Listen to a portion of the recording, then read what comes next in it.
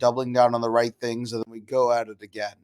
So the last 2-3 weeks, we've been really figuring out a lot of our pieces and honestly just get arming up again, right? So you're going to see more something is mintings. You're going to see more village partners. You're also going to see just an evolution of tribe.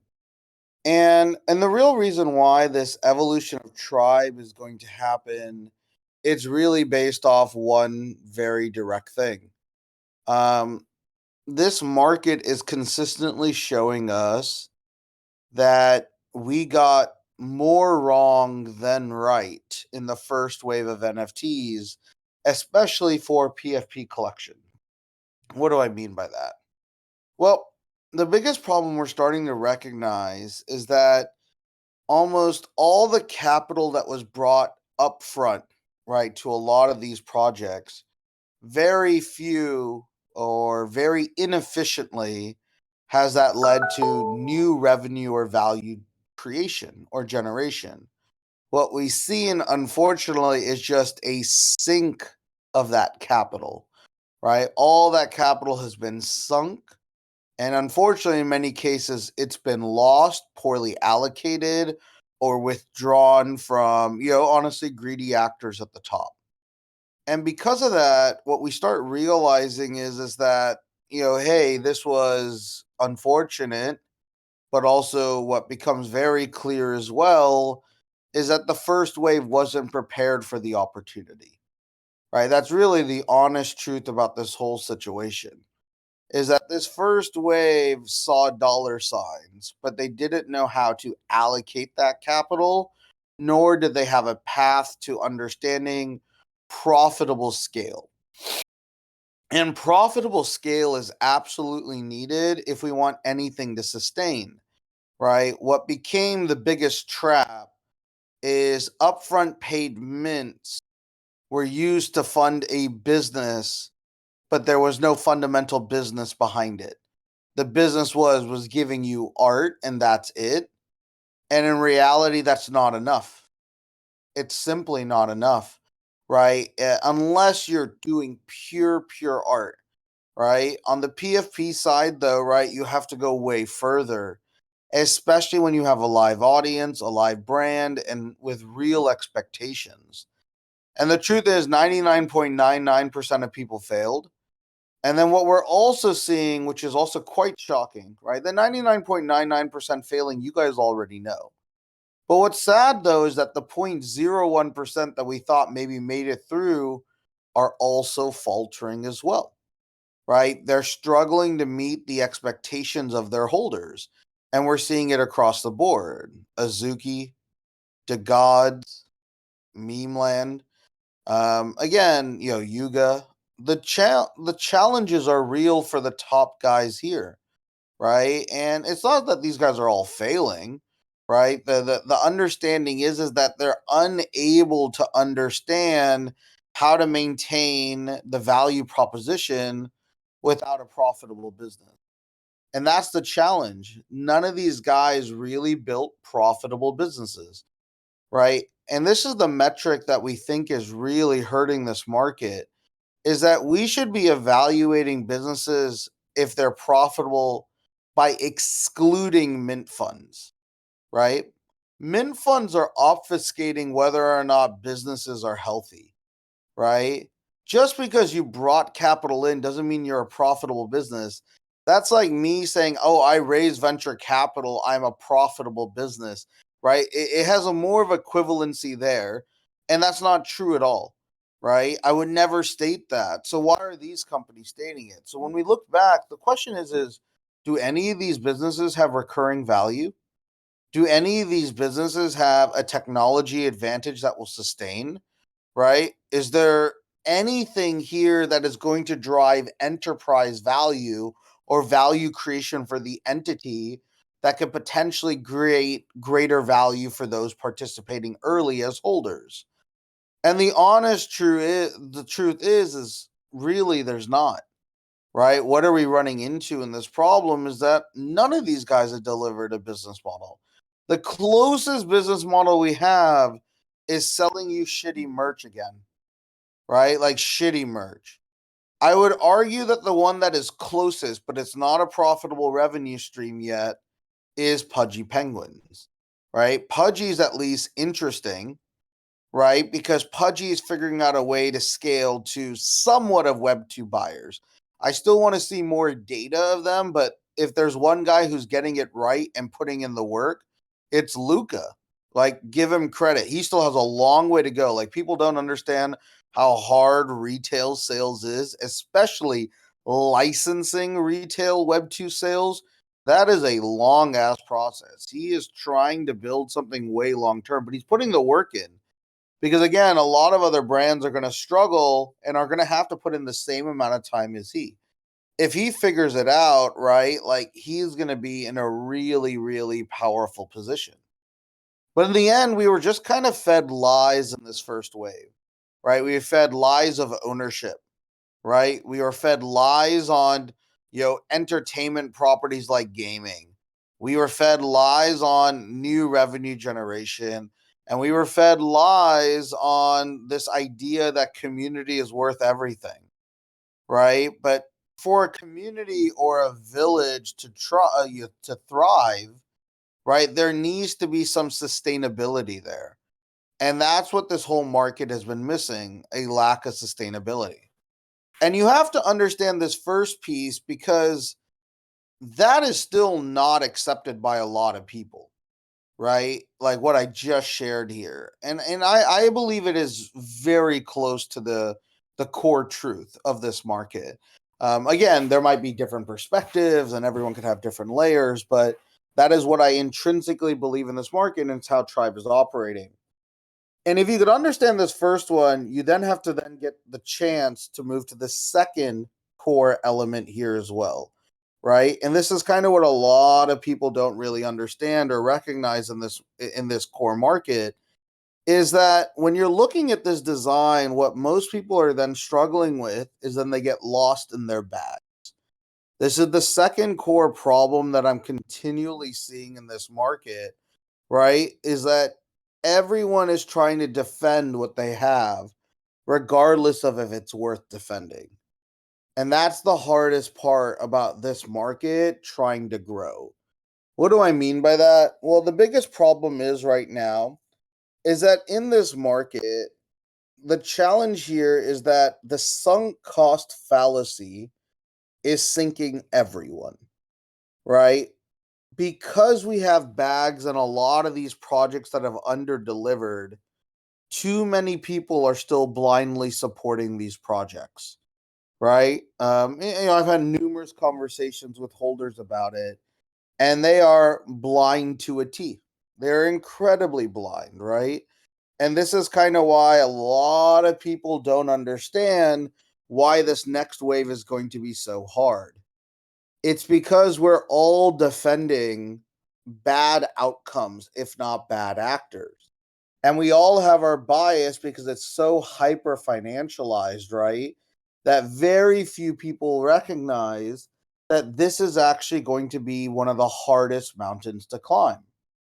What do I mean by this, right? If we ever have a conversation with another party, right, or another partner and try to have constructive criticism, this market's not open to it.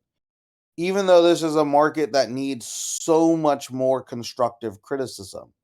The amount of money that went in and the lack of value that came out is totally, totally, totally broken, right? It's incredibly broken, right? And the challenge that ends up happening in this space is that we're not reflecting back about it, right? Like what you're recognizing here is that most communities and most systems are stuck because they're trying to give you blind faith that they're going to figure it out over time. And what I would argue is one of the worst concepts to be introduced to Web3 is the concept of bullishness. What do I mean by that? Well, what I would argue is most bullishness is either arbitrary, made up, and or blind. And why do I believe this is the case? You should only be bullish on business fundamentals. You should not be bullish on exactly speculation. Everything is speculation in this market. Nothing is truly business fundamentals, right? And I think this is where the market continually gets stuck, right? It continually gets stuck in this loop because we don't want to do the extra digging to actually assess what business fundamentals are, right? And that's what's so surprising is that you have individuals who are allocating capital, real capital, that could be the similar amount of what angel check money is, right? So if you're familiar with, like, in most tech startups, people are usually putting early stage investments, right, into businesses. These could be checks between 5K, 10K, 25K, right? All of this stuff, right, can continue to grow. These are actually the same amount of opportunity here, right? And very few people recognize that they're putting that much capital and getting no invested ownership back, right? And they're not even thinking about business fundamentals. They're just thinking about, will this asset yield profitable trade or not? And I think that's what's more important here to understand is that we are the worst allocators of capital of any asset class, right? Like, that is the honest truth. If you're viewing this market as an asset class and you're looking at returns and you're looking on dollar overall return and spend, the last 12, 18 months has been brutal, right? Well, what's been more brutal is that we've also been allocating to projects that have straight up zeroed out, right? And this is kind of the other problem that continues to happen, right? Is that this market doesn't want to learn, right? This is kind of where no one is actually having these hard conversations because we all are dealing with some sense of bag bias, right? And I'm feeling it. I know it, right? As soon as I talk about another project, there's not even a willingness to have constructive conversations with these teams, right? Almost all of these projects think it as me attacking their bags, right? Me trying to push them down so we could push ourselves up, which is honestly never the case. Never in my language am I trying to promote one project over the other, right? I mean, like, one project, pushing one project down so that tribe could rise up. That's not the intention here, right? For example, when I did a incredibly deep breakdown on why I think Pixel Vault's token is going to struggle, not even a single person from the Pixel Vault community, except Freeman, which I'll give him a credit on, right, wanted to have a real conversation about it with me to understand the fundamentals of the 7 points. I mean, even Freeman didn't even talk about the 7 points because he couldn't. He said it was out of his depth, right? That's not an area that he wants.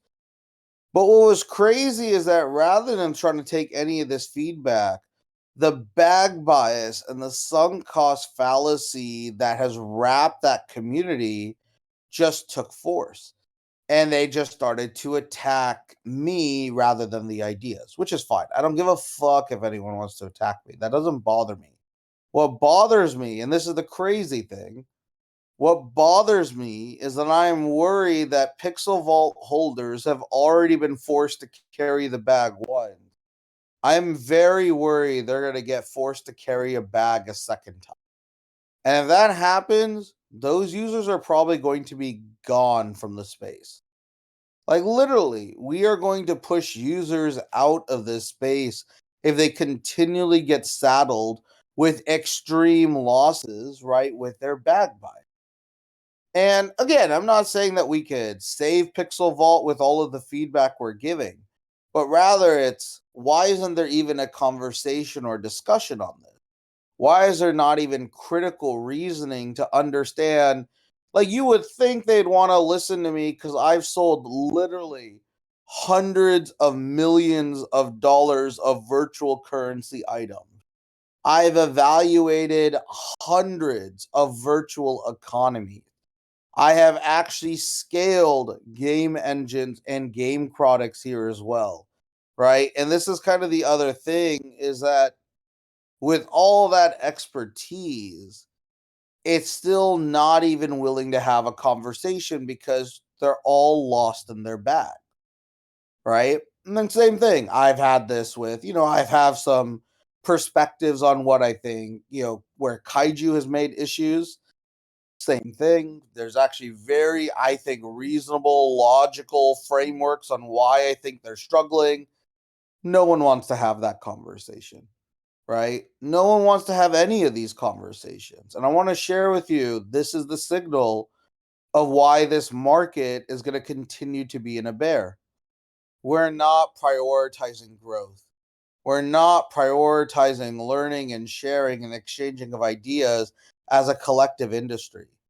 This industry is so lost in their bags that no one is willing to let go. And that's actually one of the hardest things here, to be very transparent, to talk about here. You have to be willing to let go at some point. You have to be able to break sunk cost fallacy. Exactly. And you have to break this PvP mindset. This shouldn't be like, I actually think it's wrong, like, I'll be blunt. Like, I have feedback on lots of projects. I think it's actually wrong for people to think like I'm going to be the number one project in NFTs. Like, I actually don't think you should be playing in this way, right? And I think that's where all of this challenges happen, right? Is because, you know, the struggle effectively comes is that I must be better than my neighbor, right? I must be better than the next person on the list. And when you go to those types of structures, right, what really ends up struggling long term is that we don't actually try to help this industry grow, the collective grow. And that's something that's like super important to Tribe. Like, we go way out of our way to help projects, like, ones that, we are directly working with, like in Village, but even indirectly working with, right? And because of that, it's not because I'm hoping that we're going to get ROI from it long term. We're doing it because I know the market will get better if there's better operators with better advice and better support, right? I needed that in Web 2. I need it in Web 3. I'm going to do as much as I can to learn from others, but I'm also going to do as much as I can to help others. And I don't think 99% of founders think like that, unfortunately. And because of this, right, this market's getting lost in everything. And this becomes like a really hard challenge for you guys to think about. You have an advantage right now. If you don't have bags in anything, it's a huge advantage, right? It means that you do not, right, have to worry about this problem, and you can now start looking at business fundamentals of where this is going to go and where this is going to scale. If you can continue to do that, right, you're going to be in a much better position, right, on this design and on this structure, right? Because, right, what you're realizing here is that this whole challenge ends up becoming, can we let go of the last 3 years? Can we let go? Like, I'm going to like hilariously sing the Frozen song fucking at this point, because that's what we need, right? We do need to figure out a way to let it all go and remove this burden that we've placed on ourselves, right? This burden that we're stuck on because these projects have let us massively down. It does not matter what you think about where Pixel Vault's future token is going to go. Like, remove that from the conversation. Let me just be very honest. With $100 million allocated, Do you believe Pixel Vault has executed correctly thus far? With $100 million plus capital, do you actually believe Pixel Vault's results to this point, not even looking at floor price, I'm looking at value creation, has it been justified for that amount of capital in? I think the answer is sincerely no, right? I absolutely believe the answer is no. It's not even close, right? Let me even make another argument, right? Are you happy with the 60 to 80 million dollars net capital, right? That Azuki has brought in? Has Azuki out delivered on that 60 to 80 million dollars of capital? I'm not sure. I would say no. I think there was more there that they could have done. They've done some good execution though, right? Don't want to say everything's zero there, right? And they made one misstep that was huge misstep though. But the question is that do you guys know how much like 20 million is? Do you know how much 50 million is? Do you know how much 100 million is? Like, it is an insane amount of capital to be able to have and to be able to allocate and be able to build. And almost none of these projects have done anything really interested here as well, right? And step back, right? And go look at all these other elements. Just look at projects that have brought in $1 million, $5 million, $10 million. Like half those projects have already rugged or went straight to zero, right? Right? It is nuts. It's insanely nuts. And when we look at this, what has happened is that founders and holders, both of you guys, we all have to take responsibility. We have all been poor allocators. We have all been incredibly poor allocators, right? And because of that, we then have to ask ourselves, can we be better? Can we actually be better? And this becomes like a really large challenge now because again, I don't know. I don't know. I hope, right? Am I actually believing that it's a foregone conclusion? Absolutely not. Right? Absolutely. Sorry, absolutely not. There's tons of hard work, right? And I've been testing this, right? I am getting a little bit spicier with my thoughts, right? The reason I'm getting spicier is that I want to see what this reaction is. I want to understand what's happening with all these projects where if I share any constructive criticism, where does it go? What happens, right? And I've done this now for like 3 or 4 projects, right? And it's all gone really poorly, right? In terms of, I mean, weirdly, it's gone as expected, right? And it's unfortunate, right? Because it means that we're probably going to lose a lot of the Wave 1 users, right? We're almost forced to rebuild in Wave 2. Now, it's actually been like my biggest insight that I've been getting here, right? Is that they've all of this is going to most likely need to be reset, right? And that's kind of a hard challenge, right? Because when we're working like this, right? Changing and updating at this point does take a lot of time. It does take a lot of effort. It does take a lot of work. And that's going to be the big challenge here as well on this design. And I think, like, what most people don't recognize is that if we let the bags of Wave 1 weigh us down, the future of Wave 2 is going to suck. It's going to suck. If we take that weight and we take that drain to us into Wave 2, Wave 2 is still going to suck, right? We do need a sense of a fresh start.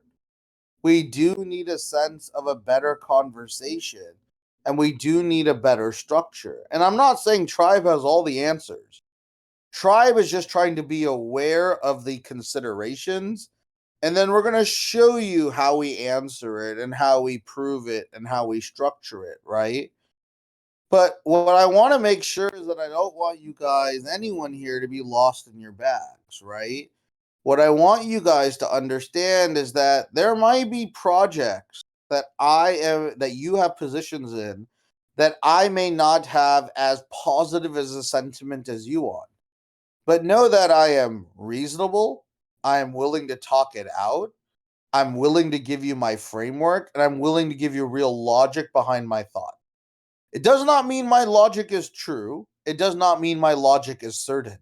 But at least, right, with my logic, you have a framework to either accept, reject, or amend, right? And that's better than what 99.9% of this market is giving you. There's no fake hype here, right? We do not just bluntly push out projects for the sake of it. We keep it real. Like, how many times have you been on a something is minting? And then when we do a live debrief, you get a very real perspective of the project. We are not here to protect any bags. We're not here to protect anyone, potential earnings. What are we trying to do? We're trying to illustrate, create, and cultivate enduring value, right? And enduring value means alignment. Enduring value means organic. Enduring value means a real business with real business fundamentals. Enduring value means we're not biased to the past, but we're understanding and aware of the present and the future.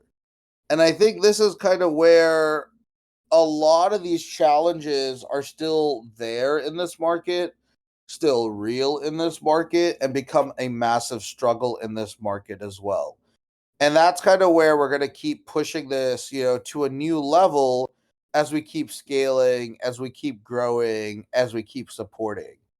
So, my big advice here as we kind of wrap up, one, if you have bags, be okay hearing feedback on the pros and cons of your position without reacting with instant defense, right? Don't be that person, right? Try to engage. It does not mean you have to accept what we are saying. It does not mean that we are right on what we are saying. What is very simple is that you should at least have a critical understanding of you, your positions, and the projects that you are supporting. Second, realize like there are going to be more attacks on Tribe long term. We are going to say some, I guess, perceived uncomfortable things. But my obligation is not to the other projects or the other founders. My obligation is to the community that is here, right? The community that is straight up here. And because of that, since we know where our priorities are, we know what we're doing, we know what we are, optimizing for, it means we could stay true.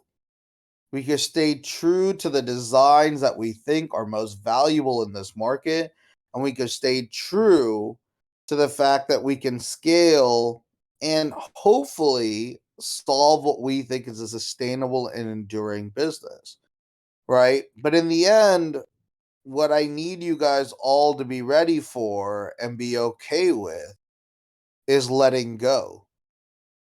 Let go of wave one if you believe in a new future of wave two. Let go of wave one if it provided you more disappointment than opportunity. Let go of wave one if you believe that web three is still in the early inning. If so, right, we could have another opportunity to kind of build and scale and get this right. Tribe's going to give us some interesting ways.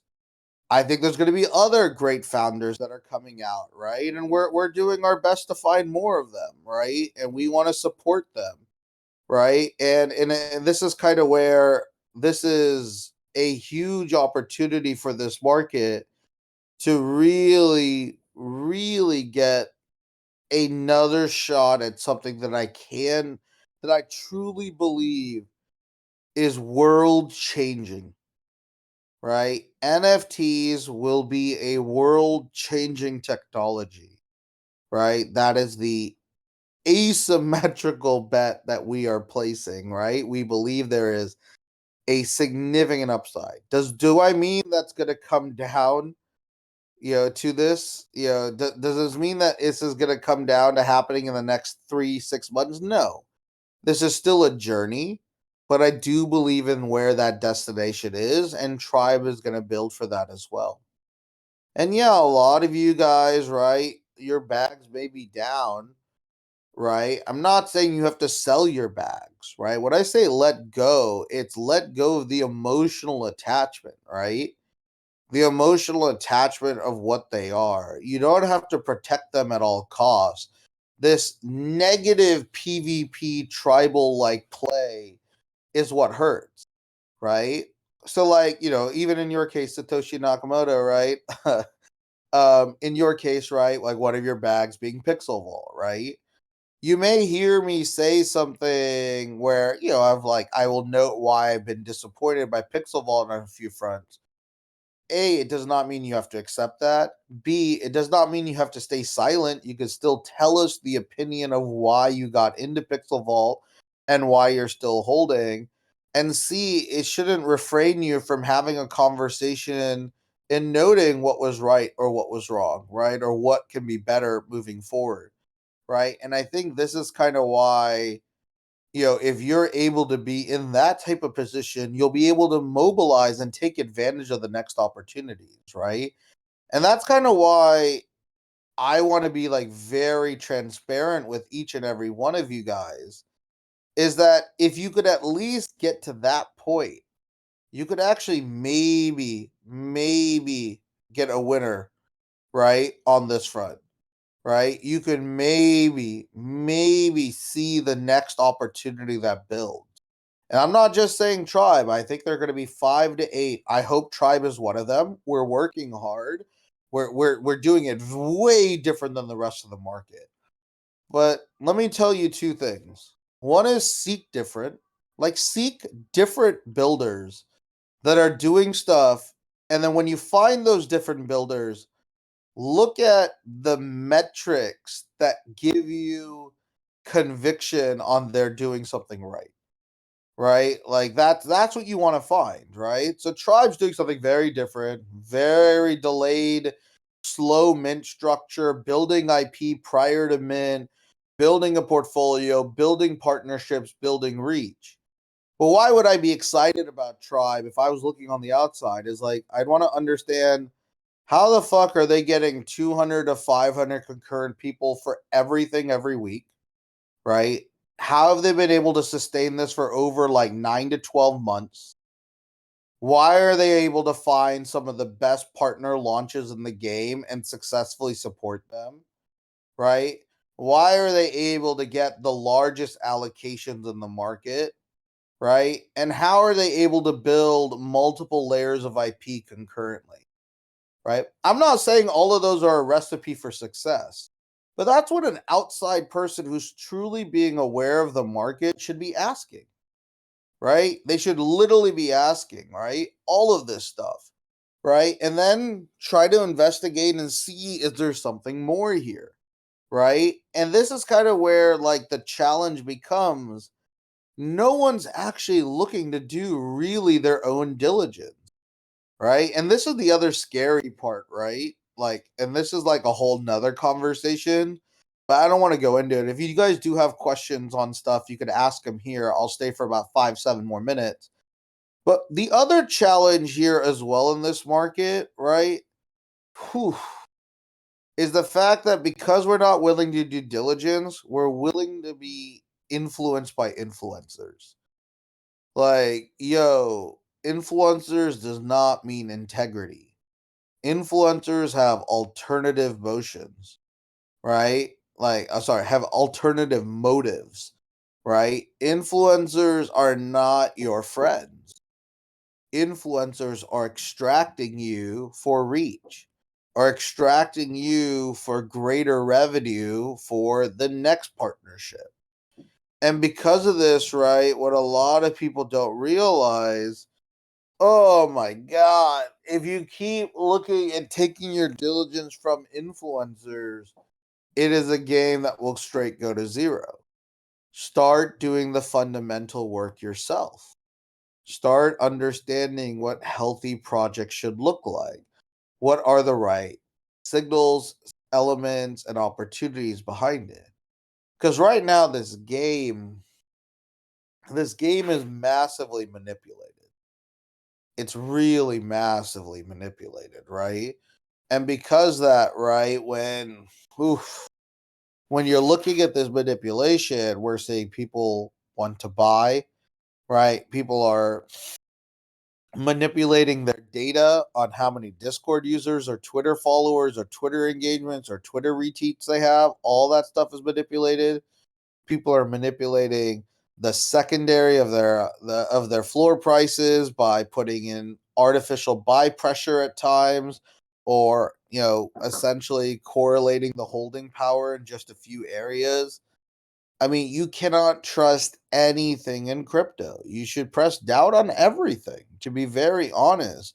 You should press doubt on even Tribe when we have like the diamond stuff, and then go look, like, are these real buyers? Are these real holders? Are these real individuals?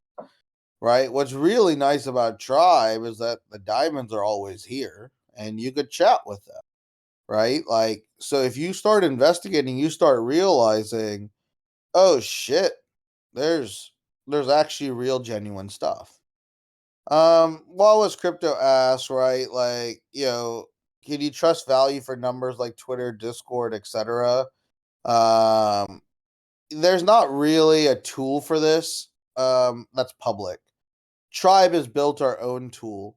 The best thing that you could be looking at is the ratio of engagement, right, from followers, and the ratio of engagement of Discord unique users to reactions. Like, those are good proxies. Again, those can be fake, though. Don't get me wrong.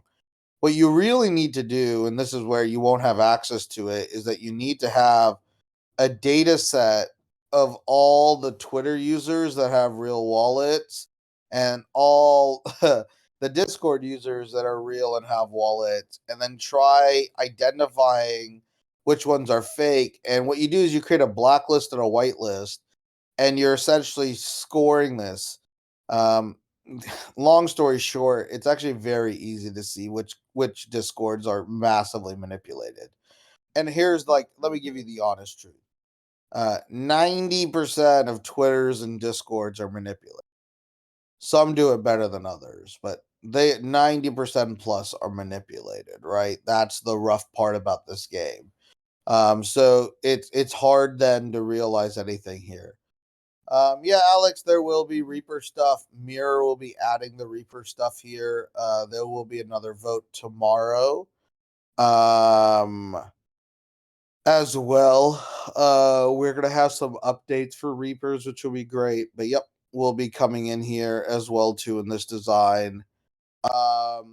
Outside of that, right, what you really want to recognize is that the challenge still in this space, right? The challenge that we all have in this space is that who's even willing to listen? Right? Like, this is actually our hardest challenge. Who wants to listen to this stuff? Who actually is open to believing that Web 3 can get better, that there could be a new wave, a new opportunity? The honest truth is because of the bag bias and because of the short term games people are playing, very few people are interested in this. And this is a major reason why we do a lot of our events in Tribe Discord, because at least there's some willingness on your guys' end to be real, like, users, right, on this front.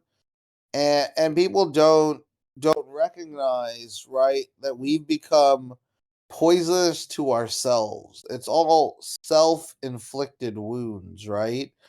And because of these self-inflicted wounds, right, it gets really painful in this journey. It gets really hurtful to be able to move forward, right? Like tribe has to avoid certain elements like death by a thousand paper cut, right? If we start saying very aggressive things, we could have hundreds of communities attacking at any moment, right? It could absolutely believe, right, that this stuff can hurt, right? And I have very hard thoughts on a lot of things, and again, they are probably pointed thoughts, more pointed than what people would want in this market, but I think they are necessary to protect.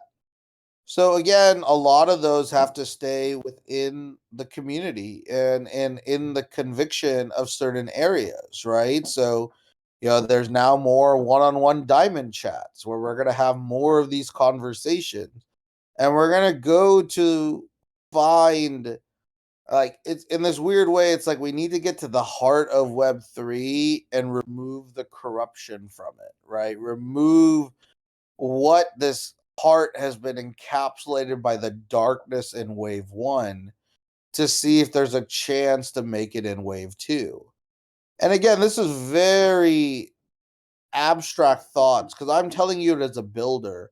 Most of you won't understand this stuff, and that's okay, right? I'm not expecting you guys to all consume and understand this right from the start.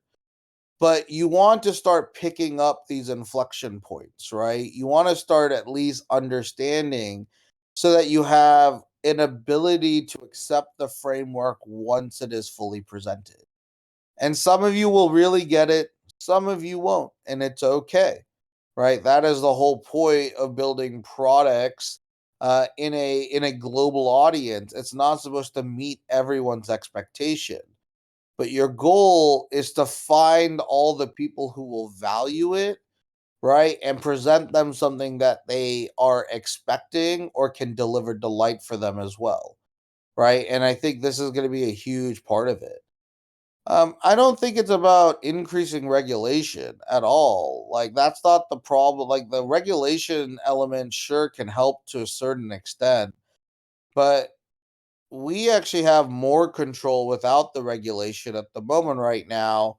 It's just, are we willing to wield it, right? And are we willing to use it, right? And it kind of goes to like an old Rousseau quote, right? Or was it Rousseau? Hold on, let me see. Yeah. No, this is this Rousseau? Hold on. I gotta make sure. Oh, this is Madison's quote. Okay. Um so in the Federalist Papers from Madison, right? He notes, if men were angels, no government would be necessary. If angels were to govern men, neither external nor internal controls on government would be necessary. Right? In framing a government which is to be administered by men over men, the great difficulty lies in this. You must first enable the government to control the governed, and in the next place, oblige it to control itself. A dependence on the people is, no doubt, the primary control in the government, but experience has taught mankind the necessity of auxiliary precautions. So, long story short, this is just like one quote. I wouldn't say this is the entire quote that we want to apply, right? The element is that our biggest weakness is that we're trying to self-govern ourselves, and let's be honest, we're all fucking kids in the room, right? The vast majority of people who are building in this space are massively kids, right? We assume we could be good actors, but then when financialized returns get pulled into it, it is so much harder to be truly an angel, right? It is so much harder to actually think through the long-term approach of supporting this. So how do you actually balance this, right? And there's actually systems for this, but you have to be aware of it, right?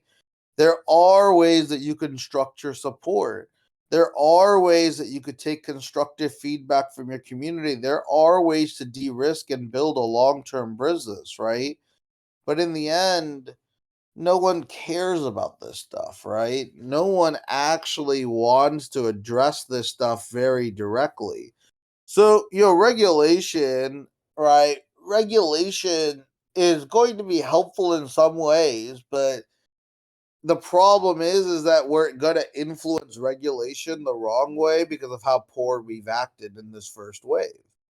And that's the scary part, right? We could lose control of this very quickly because the whole point of crypto is to have a decentralized approach to it.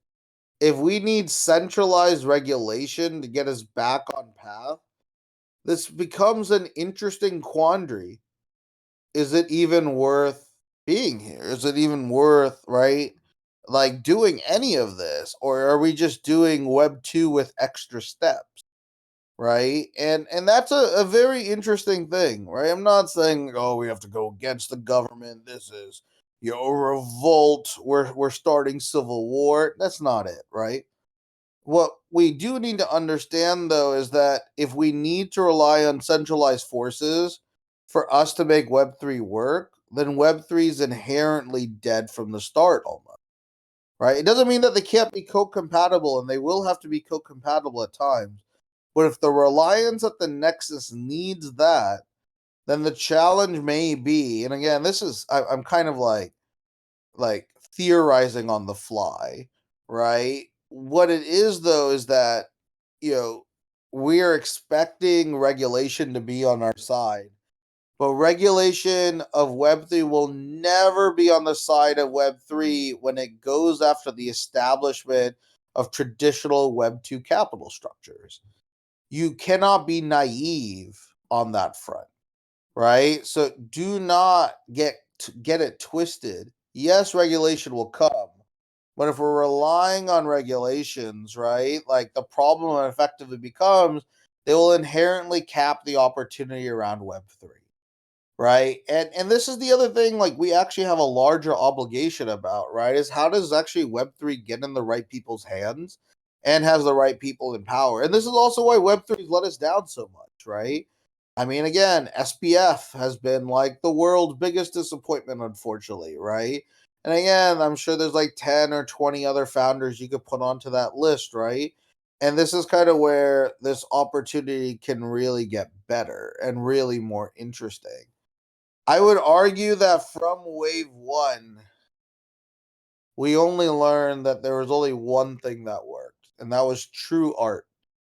People who put art first and foremost. And this is more on the gen art, photography, that kind of side of the equation, right? And some digital one of one art as well. That was the only thing that really met the expectations and drove new value in this market. Everything else has been a disappointment. I'm literally not excited about any project in this space and how it's currently being run yet. That's actually where it's it actually sucks. Like if I'm going to be honest with you, waking up and realizing that there's literally nothing on the PFP side. There's a few non-PFP stuff that's actually somewhat interesting. But on the PFP and entertainment side, it is incredibly depressing. It is incredibly depressing what's been put out.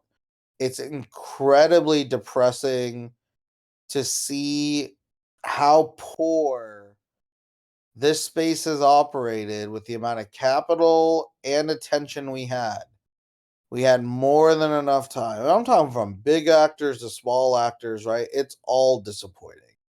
Right? I'm sure there are buy entries here for certain projects to make profit on, but there's not many buy entries here that I'm interested that I'd hold for long-term conviction, right? And this is kind of where a lot of people don't realize is that this space has rugged you already. This space has massively rugged the entire consumer base. Some made out with a huge bag. Most of us, right, that are still here have not. And that's kind of nuts. That's what a lot of people don't realize here. This space has come has done so little to fulfill what it can be, right? So that's the disappointment, but that is also the opportunity, right? This is where I then get excited, right? Even with Diamonds, we had like an impromptu event over the weekend.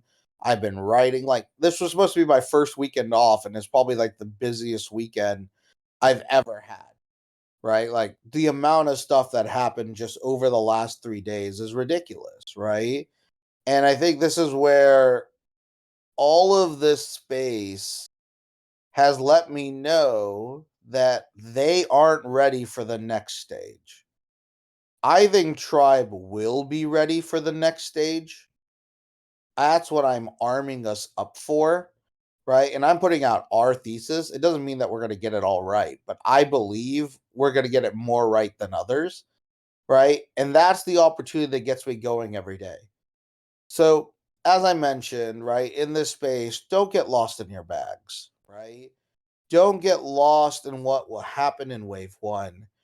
Don't when I bring up a project that you may have a position in, try to take the counter narrative to understand at least why I'm saying it and understand it for that, and then give me your counterpoint. I'm down to hear your counterpoints on everything. I really, really am. Right? But don't reject it just because you have economic alignment or upside tied to it. That is what is stealing your opportunity. You being connected with your bags is stealing your opportunity for being in Web3. Don't get caught being stuck in your bags. I see it over and over again. I know so many people who are going to miss out, and they're actually great users of Web3. They just attached to the the wrong caravans, the wrong, everything was wrong about what they are. So let that go, and you might have an opportunity to make it in wave two, right? And there will be beacons, there will be opportunities, there's going to be a lot of other stuff. What a lot of people don't realize here is that there will be another opportunity. It will not be like wave one, and it should not be like wave one, right? I believe the days of 10 ETH assets for over 1,000 supply are gone, right? No, that is not the goal anymore. That is not the opportunity anymore. People who believe that are chasing the wrong thing because that shit is unsustainable. It really is. There are opportunities to create value and move assets beyond that, but again, it has to be very small supply and it has to be very valuable in when you do it. And that's what I'm looking for. Is I want to see people who are building engines of value on assets. And I want to see those engines built prior to mint. Or I want to see progress, right? At meaningful progress at mint. And if you can do that, I think you're going to see a better standard and a better opportunity for everyone in this space, right? And this is kind of why it's going to get really, really powerful, right? And it's going to get really, really exciting. And, for a lot of you, because we know what our community is, we have a lot of you who don't have a lot of capital, right? Like anything over zero point 0.1 or zero point 0.2 ETH is too much for, half our audience. We understand that, right? We also understand for 90% of you, anything over 1 ETH is too much, right? And we understand that we do have like the top 5-10% holders you can pull off multiple ETH buys. We understand where those elements are. So that's the other thing to recognize here too, right? Is that you also have to make sure you know where your buy-in opportunity exists, right?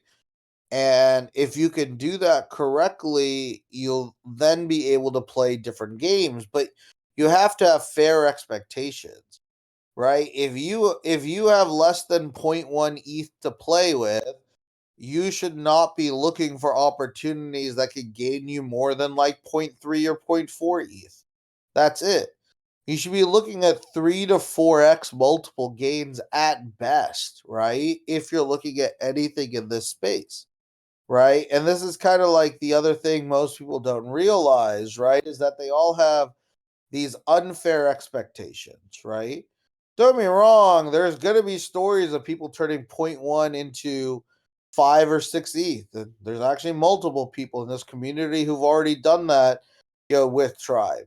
But those are outliers. Your goal is not to be an outlier. Your goal is to be part of the core. And the core is what is expected in regard to like ideal value. If you could know where your opportunities are, you'll do much better in this market. You'll do much better in this space. There's too many people who have less than zero point 0.1 E and want to play at 1 ETH or higher. Don't do that.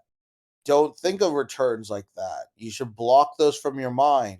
Your goal is to level up. And I know this because, again, that's how I learned to play online poker, right? I got an ability to walk up the ladder from small stakes to medium stakes to high stakes, but it took time, right? It's bankroll management. It's one of the most important things you need to understand in poker.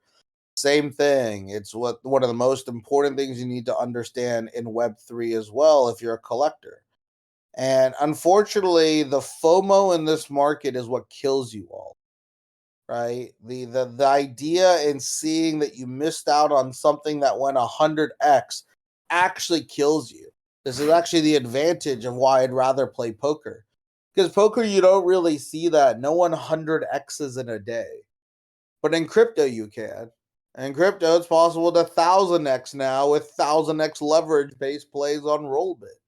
It's one of the most insane casinos that have ever been played. But that's what you all need to understand. This is the last big advice I'll give you as we wrap up here, right? You guys are all in a casino. The house is always going to win long term. The house here is going to be the project founders in most cases, right? Don't give your capital to houses that don't deploy value back to you, right? Don't try to play a bankroll larger than what you can handle. What is the number one thing I tell all my buddies, regardless of how rich they are? Don't fucking take a marker at a casino. Never have credit at a casino. It is only going to get you into more problems, right? Like always is going to come into more problems. So same thing here in Web3. Honestly, in this space, don't use leverage. Don't mess with leverage right now. NFTs aren't the place to do that if you have a small bankroll. I know so many people who had like 1 ETH and they rolled that into a gods and now they're zeroed, right? They couldn't sustain the floor. They rolled it into a Zuki. They're zeroed, right? Immediately as well. These guys all lose it and get, essentially moved straight up to zero. And if you keep playing an external leverage game in such a volatile market, the house will get you at one of these points. You're going to hit zero. It's almost like blackjack. You could win a couple of times, but again, over time, you will always lose in blackjack to the house. Does not matter how much money you have, right? Unless you know how to count cards, you're always going to lose money. Don't play games like that, right? Like, I have another rule. So I went to, I was in Monaco and I went to the casino, right? And again, you would think of someone who's played poker, who's been in Vegas multiple times, would be spending money. Bro, I didn't spend a single dime on the tables. All I spent was 10 euros for two bottled waters as I watched everyone else play. Why? Because every game had negative edge, meaning that the house was always going to win. I am not playing blackjack. I'm not playing craps. I'm not playing roulette. And I sure as hell am not playing slot machines, right? Because straight up, I don't play games that I know I will lose long term. Why? Why would I do that? So this is what you almost have to realize what wave one has been is that they've only been giving you casinos that always your odds were that you were supposed to lose, right? And because of that, don't do that, right? If there's anything you want, try to bet on the casinos or try to bet on the infrastructure that brings them that. Right? What are probably the two smartest bets right now to an extent, not saying that you should consider them, but just go look at what Rollbit is doing. Again, like Rollbit's probably got one of the most insane models in Web3 that's working, right? I said earlier, it's just art. But you know what's hilarious? It's art and casinos. Those are the only two categories working. Very interesting, right? So Rare falls into that. DraftKings falls into that. Into the gambling side as well. You know, those are fantasy sports gambling. So if you could take this perspective, what am I trying to do? What is Tribe trying to do? Tribe's trying to build a company where it doesn't feel like we're a house trying to fuck you over, right? I honestly feel that 99.9% of projects thus far that have launched in NFTs have been a scenario where the house has always fucked you over, right? So how do we measure that, right? So what is one of our most amazing like KPIs that we track is the amount of net ETH we've taken in from you guys and the amount of net ETH that we've created and passed back. In this case, we as a house have taken in less than 250 ETH, and we as a house have paid out, right, over 2,000 or 3,000 net ETH, right? That's actually a very special number, right? The cool thing is that there's a few of you who've gotten like huge wins off that. There's some of you who are still seeking your wins as well. But we're growing it at the right ratio. I like that ratio way more. And dude, that's not. And remember, when I say that 2,000 ETH number, that doesn't even include the net ETH value created on diamonds already, right? Because diamonds again minted at 1 ETH, trading at 4.5 ETH, 4 to 5 ETH kind of floor, right? Just if you take that, right, let's just say for sake of numbers, we take like a 5 ETH blended floor. It's a little lower than that. That's 4 ETH net per diamond, right? That's already another 800 ETH of diamond value at this point as well. And that's kind of the thing most people don't recognize here, right? Is that we have a lot of value already generated. And guess what? We have another layer of value coming to you guys as well with a whole bunch of village partners and just new ways of creating upside. And I want that number to get bigger and better without needing to extract you.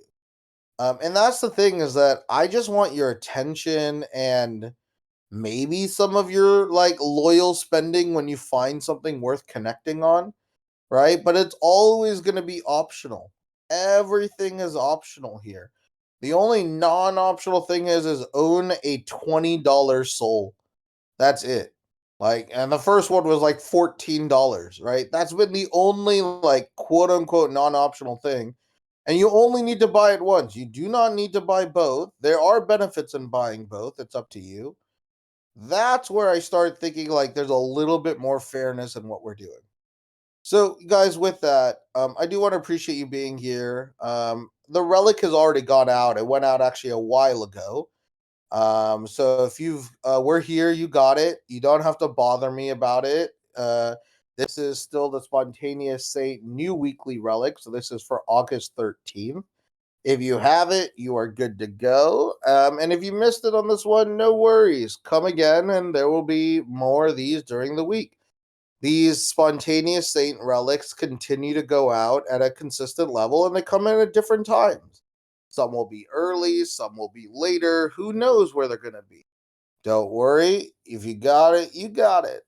But hopefully, you guys can have a more critical conversation on where this market is going and how it's going to help you as well. That's really what I care about. It is arming you guys with more knowledge and education. And that's really the goal of Tribe moving forward. So, with that, everyone, I'm going to let you all go. I hope you all have a wonderful day. Hopefully, I'll see you guys in about 5.5 hours. We'll probably have a little bit of an extension on this talk, but we'll do it on Twitter. It'll be a little bit softer, but hopefully, you'll be able to see some cool things. With that, everyone, we'll chat soon. Enjoy the rest of your day. Bye bye now.